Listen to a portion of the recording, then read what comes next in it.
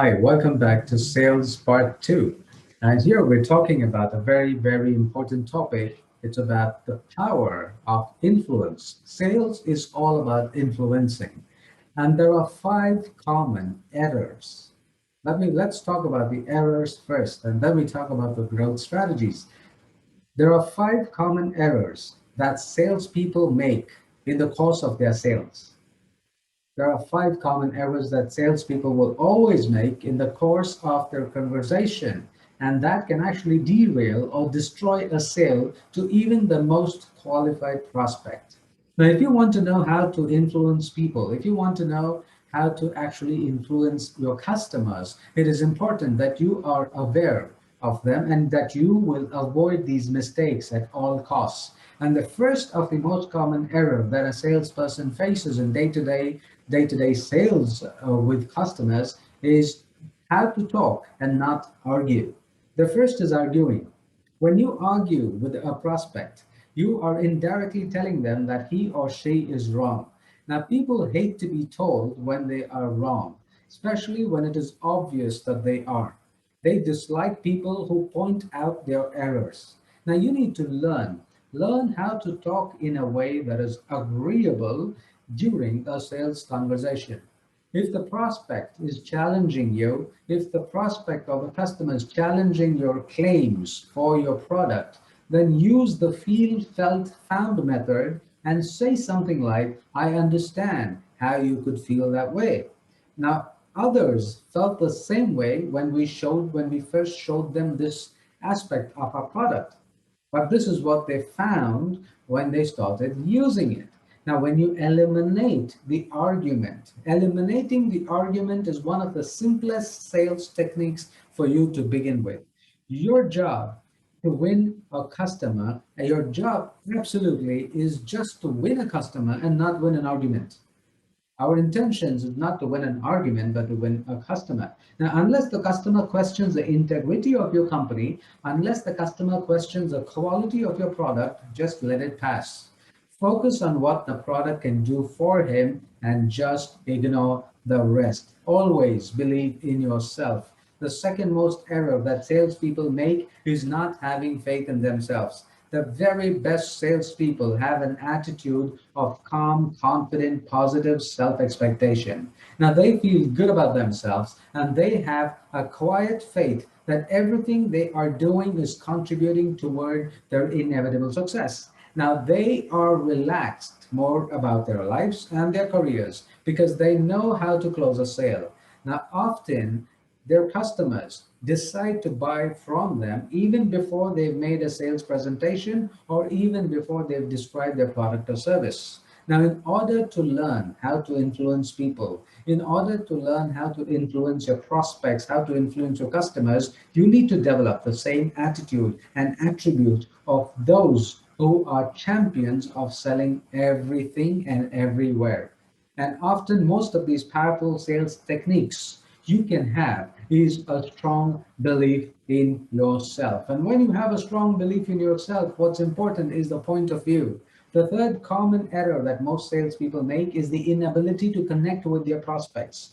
Human beings are 100% emotional. Don't forget that. Human beings are 100% emotional in that everything that you say or do, all of your decisions, all of your indecisions are determined by our self emotions. So, therefore, in order to learn how to influence people, you need to be able to understand their point of view and connect with what causes them to feel strongly one way or the other. There is a little saying that we teach in our sales seminars that goes like this. If you can see Mr.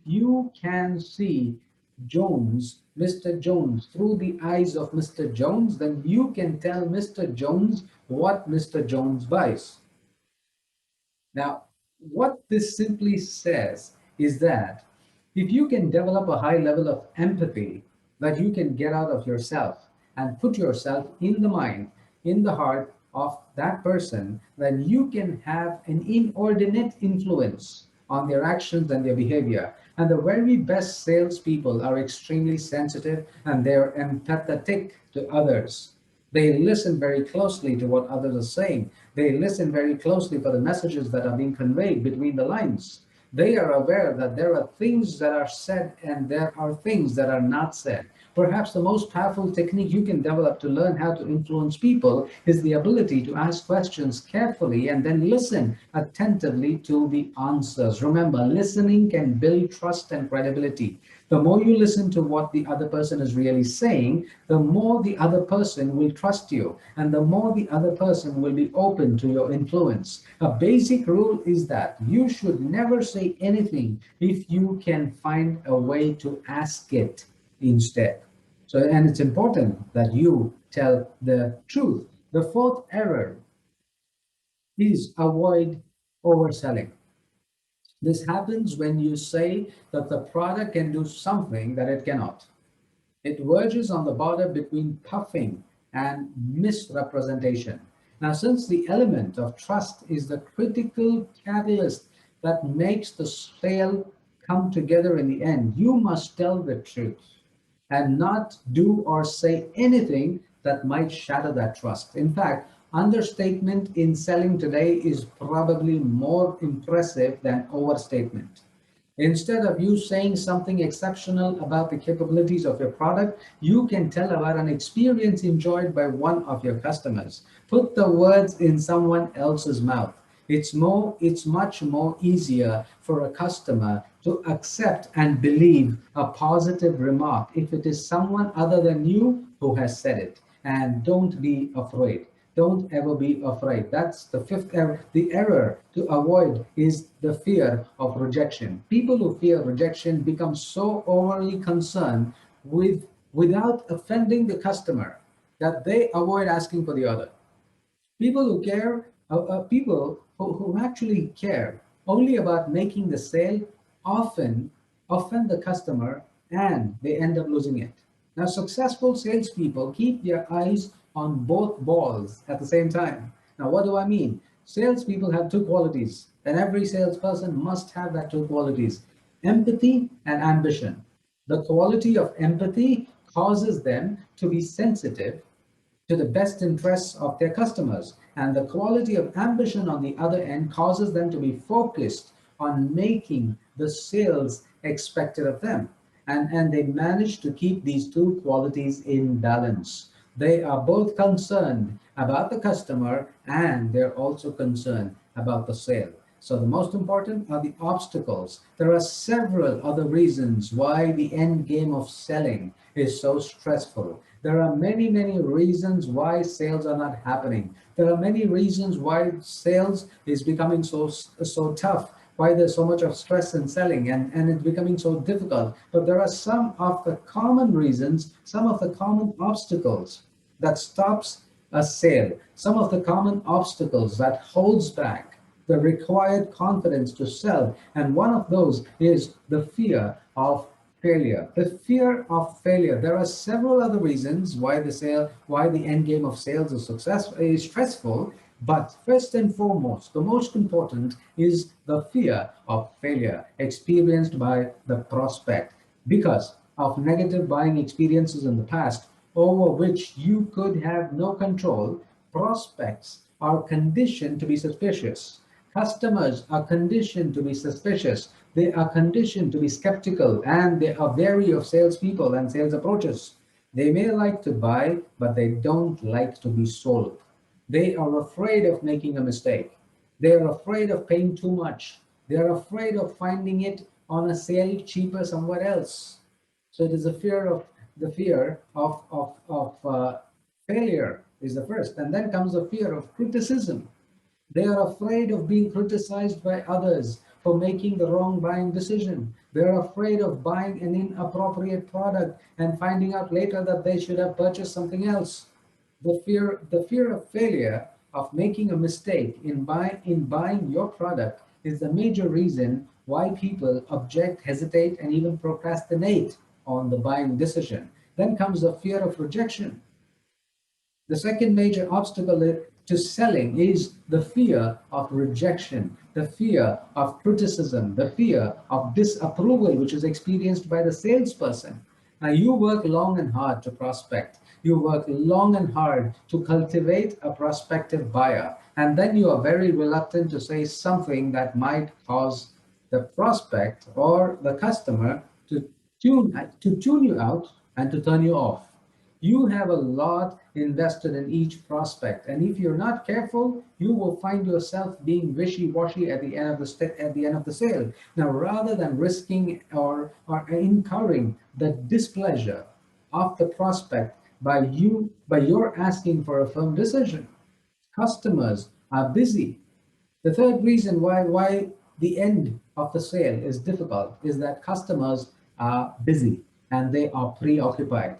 Now, it is not that they are not interested in enjoying the benefits of your product.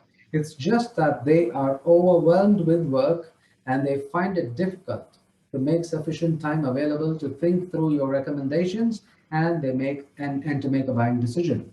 And the better they are as a prospect, the busier they tend to be. And this is why you need to maintain momentum throughout the sales process, and you need to gently push it to a conclusion at the appropriate time. And the worst of all is lethargy. Lethargy is so hard to break. Lethargy that can also cause the sales process to come to a halt without a resolution. Now, customers at times are lazy and they're often quite comfortable doing what they are currently doing. Now, your product or service may require that they make exceptional efforts to accommodate the change or a new way of doing things. Now, they perhaps recognize that they would be better off with your product, but the trouble and expense of installing it seems to make it worth the effort. Now, they see no pressing need or urgency to stop doing what they're doing and start doing something else with what you are trying to sell them. And that's why, because everyone buys at the same time. The good news is that everybody you meet has bought and will buy new products and services from someone, somewhere at some time. Now, if they didn't buy from you, they will surely buy from someone else. Now, you must find the way to overcome the natural, physical, and psychological obstacles to buying, and then you need to hone your skills so that you are capable of selling to almost any qualified prospect that you speak to. And first, I want you to do is recognize the normal fear of making a buying mistake experienced by the customer. Give them every reason you can think of to be confident in dealing with you. And second, accept that everyone you talk to is busy and you are interrupting. Always ask if this is a good time for him to give you his undivided attention. Always ask your prospect, always ask your customer if this is the right time, if this is a good time for them to actually give you their attention. If not, arrange to see them at another time. And what nobody tells you, no one tells you about selling is, have you ever lost a sale because a prospect came up with an objection? It may have happened at the start when they said they were too busy to talk to you, or later when they told you your price was too high. Has this ever happened to you? Has a prospect ever said, I have to think it over? We have another supplier for this. I have to get approval from my boss to buy your product. We really don't need your product right now. I have concerns about your ability to do all this. I'm not sure if your product is perfect. It's like someone out there that is playing a dirty trick on you. Now, you know your company has great products. You know that your company has great services. You know that your company has great stuff compared to your competitors. And what you have is absolutely best. And you know for a fact that the prospect could really benefit from your product or your service. But then what happens? Now, prospects start doing battle with you by throwing multiple objections at you or by just chunking one simple deal killing objection out there. You may even have come up with or been given answers to these common objections. But trying to come back with rebuttals is like chasing the horse after it's out of the barn. It's usually too late. And the most important that you need to understand is the secret to selling. When I first started in sales, the same thing happened to me. I launched into my sales pitch only to find it derailed by the simplest objection. I'd leave frustrated wishing I knew what to do to ensure I never had to deal with those objections again so I could close more sales. Have you ever felt this way too, the way I felt when I started off?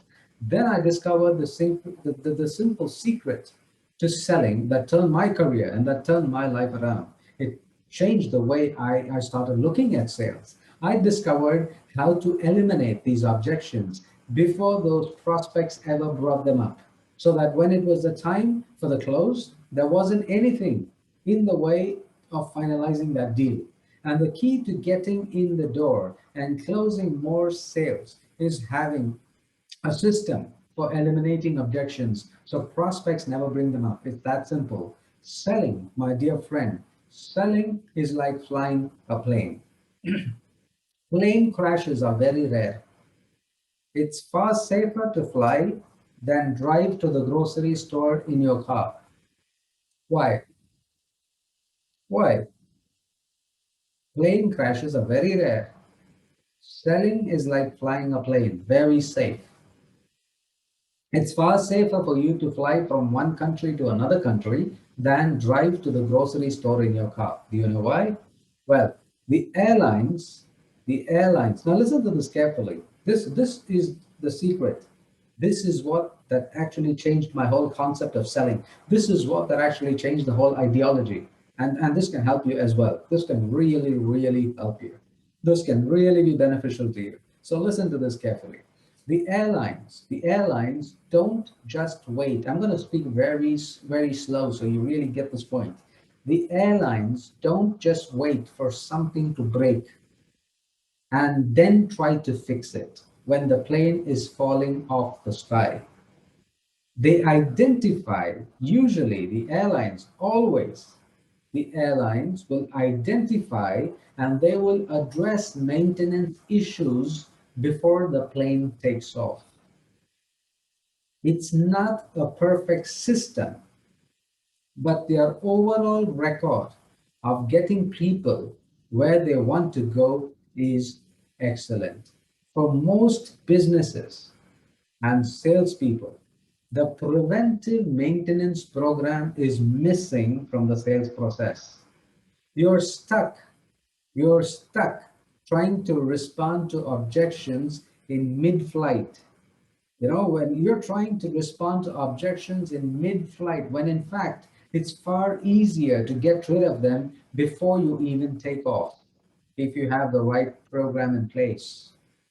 Keeping Keep your selling process in peak health. Keep your selling process in peak health.